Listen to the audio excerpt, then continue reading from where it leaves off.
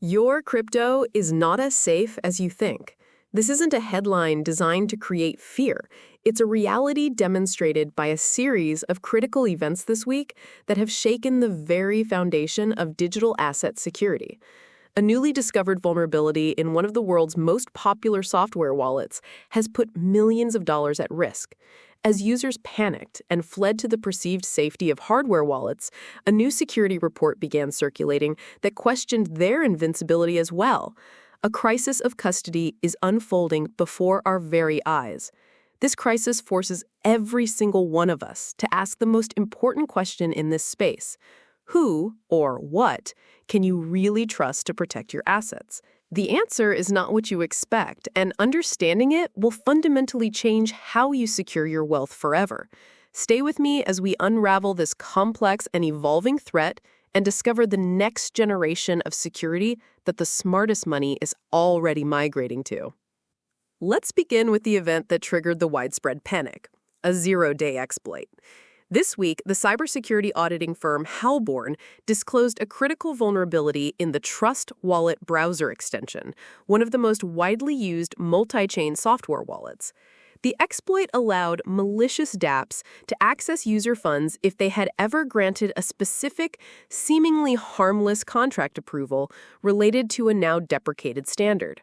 Millions of users were potentially exposed, leading to a frantic scramble as the community rushed to revoke permissions and transfer their assets to new, clean wallets. This event shatters a core assumption for many users that as long as you protect your 12-word seed phrase, your funds are safe. It's a brutal reminder that every interaction we have with a smart contract introduces a new potential attack vector into our security model. This panic created a massive, predictable rush towards what everyone believed was the ultimate safe haven, hardware wallets. But as we'll see in a moment, that safety is now being seriously questioned, creating a much bigger dilemma for every investor. First, let's look at how global governments are making the act of self-custody even more complicated. While users were battling hackers, a new regulatory threat emerged. The U.S. Treasury's Office of Foreign Assets Control, or OFAC, added the crypto mixer Wasabi wallet to its specially designated nationals list. This effectively blacklists the service and all cryptocurrency addresses that have ever interacted with its CoinJoin protocol. A mixer is a tool that programmatically combines transactions from many users to obscure their origin, greatly enhancing financial privacy. Governments, however, view them as primary tools for money laundering. The consequence of this is profound. Suddenly, any funds that have ever passed through Wasabi's CoinJoin service are considered tainted. If you receive these tainted funds, even unknowingly from a legitimate transaction, and try to deposit them on a centralized exchange like COINBASE or BINANCE, your account could be frozen and your funds seized. This is a direct assault on the fungibility of crypto, the idea that one Bitcoin should be as good as any other. It proves that even if your wallet is perfectly secure from hackers, your on-chain history itself can become a liability. This regulatory pressure, combined with the security flaws in software wallets we just discussed, is creating a perfect storm, forcing the oldest and wisest investors in the space to make a dramatic change to their security setup. This brings us to one of the most fascinating on-chain signals we've seen this year, the awakening of the ancient whales. On-chain analytics firm Glassnode has reported a massive spike in the volume of dormant Bitcoins suddenly moving on the blockchain. We are talking about coins that have not moved from their original wallets in over 7 to 10 years. Coins mined when Satoshi Nakamoto may have still been active. The mainstream media might portray this as OGs finally cashing out, but the data tells a different story. The vast majority of these coins are not moving to exchanges to be sold. They are moving from old, simple legacy wallet addresses to new, highly complex, multi-signature wallet structures. These long-term holders are not selling. They are upgrading their security. They are reacting to the growing threats from both sophisticated hackers and encroaching government surveillance. And they are moving their life-changing wealth to the next generation of custody solutions. And crucially, they are not just moving to a standard ledger or Trezor. They are upgrading to a technology that eliminates the single point of failure that has plagued crypto for years.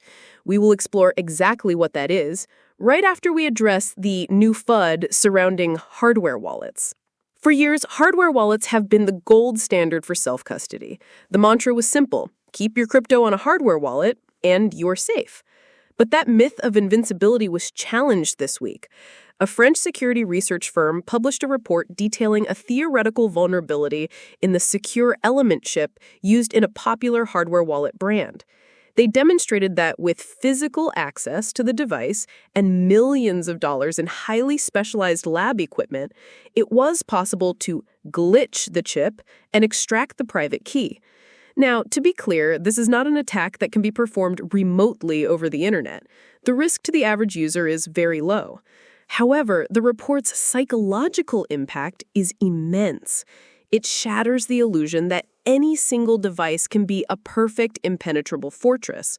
It proves that any security setup that relies on a single point of failure, be it a single software wallet, a single hardware device, or a single seed phrase written on a piece of paper, carries an inherent, inescapable risk.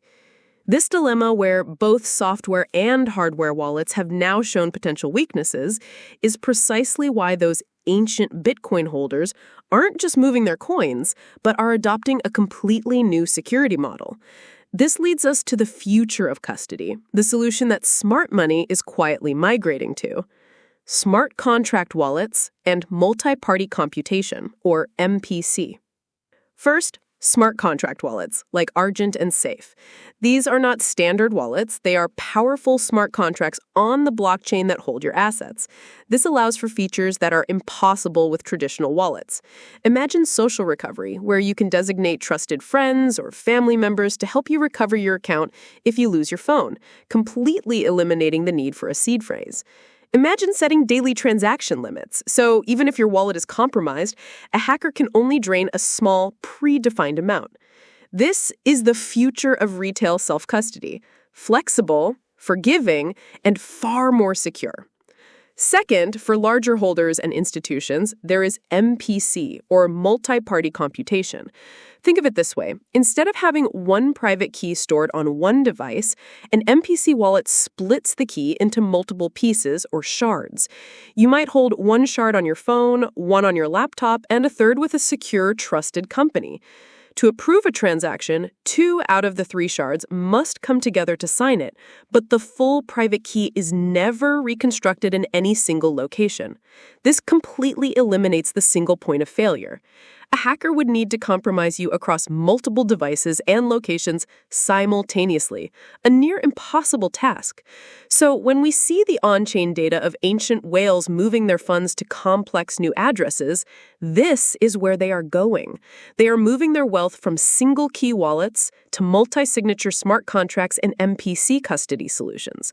They are diversifying not their assets, but their security. We stand at a pivotal moment in the evolution of digital ownership. The old models of custody, both software and hardware, are showing their age and their inherent vulnerabilities. A crisis of trust is forcing a necessary evolution. The future is not about simply holding your own keys. The new, more important question is, how are your keys secured, and who shares control? The answer will define your ability to survive and thrive through the next decade in this space. If this deep dive into the future of crypto security has opened your eyes, please help this information reach others. Like this video, comment below with your current custody solution, and share this video with a friend who needs to rethink their security.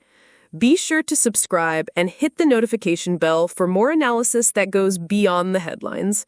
Thank you for watching.